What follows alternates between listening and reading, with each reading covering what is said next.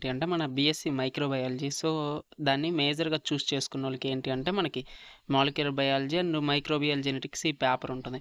So, దీనికి సంబంధించిన ఒక ఇంపార్టెంట్ క్వెషన్స్ చూద్దాం. టోటల్ ఇదేంటి అంటే ఒక 5 యూనిట్స్ ఉంటాయి అండ్ సమ్ యూనివర్సిటీస్ 75 ఆర్ 70 మార్క్స్‌కి పెడతారు. 3 అవర్స్ ఎగ్జామినేషన్ ఇదొచ్చేసి.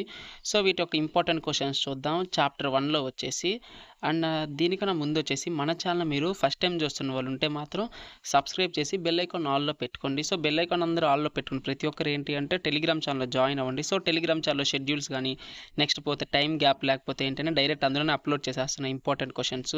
సబ్జెక్ట్ వైస్ కొన్ని సెకండ్ సెమ్ అండ్ ఫోర్త్ సెమ్‌వి. సో, మీరు అందులో మీకు యూజ్ ఉంటది. మీ సబ్జెక్ట్‌కి సంబంధించిన ఏమైనా ఇంపార్టెంట్ క్వెషన్స్ ఉంటే చూసుకోవచ్చు గ్రూప్‌లో. సో, అది ఇక్కడ వచ్చేసి చాప్టర్ 1లో వచ్చేసి క్వెషన్స్ అన్ని మీరు చూడొచ్చు. సో, ఇవి టిక్ పెట్టుకొని వీటిలో మీకేమైనా అడిషనల్‌గా ఇంకొన్ని సమ్ ఇంపార్టెంట్ క్వెషన్స్ తెలిస్తే ఏమన్నా సో, మీరు యాడ్ చేసుకొని అవి చదువుకోండి. సో, ఎటువంటి ప్రాబ్లమ్ ఉండదు. అండ్ నెక్స్ట్ వచ్చేసి చాప్టర్ 2లో వచ్చేసి టోటల్ 4 క్వెషన్స్ ఉన్నాయి.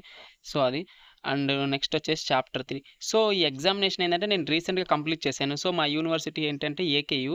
సో, రీసెంట్‌గా కంప్లీట్ చేశాను. సో, ఇదేంటి అంటే మనకి ఓవరాల్‌గా 5 యూనిట్స్ ఉంటాయి. 5 యూనిట్స్‌లో మనం వచ్చేసి గట్టిగా ఒక 3 ఆర్ 4 యూనిట్స్ నేర్చుకున్నా మనం ఏంటి అంటే బార్డర్ కాకుండా 50 మార్క్స్‌కి సింపుల్‌గా రాసేసి రావచ్చు. సో, ఇప్పుడు మీకు కనిపిస్తున్న ప్రతి ఒక్క యూనిట్‌లో క్వెషన్స్ అన్నీ ఏంటి అంటే మనకి లాంగ్ ఆన్సర్స్ క్వెషన్స్.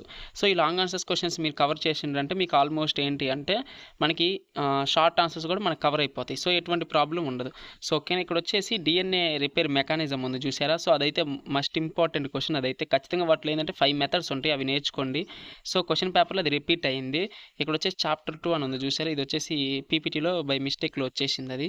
సో, అది అండ్ నెక్స్ట్ వచ్చేసి 5th యూనిట్. సో, ఈ 5th యూనిట్‌లో వచ్చేసి క్వెషన్స్ మీరు చూడొచ్చు. సో, టోటల్‌గా 5 క్వెషన్స్ ఉన్నాయి.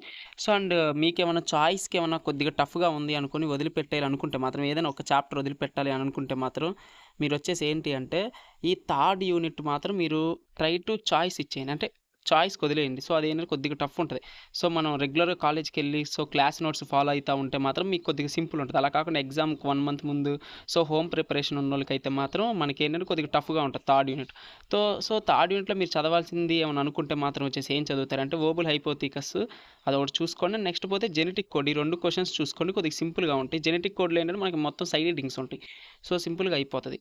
సో, అది అండ్ ఐ హోప్ మీకు ఈ వీడియో అనేది యూజ్‌ఫుల్ అనిపిస్తే మాత్రం ఖచ్చితంగా మన ఛానల్‌ని సబ్స్క్రైబ్ చేసుకొని అండ్ నెక్స్ట్ పోతే బెల్ ఐకాన్ ఆన్‌లో పెట్టుకొని అండ్ లైక్ చేయండి.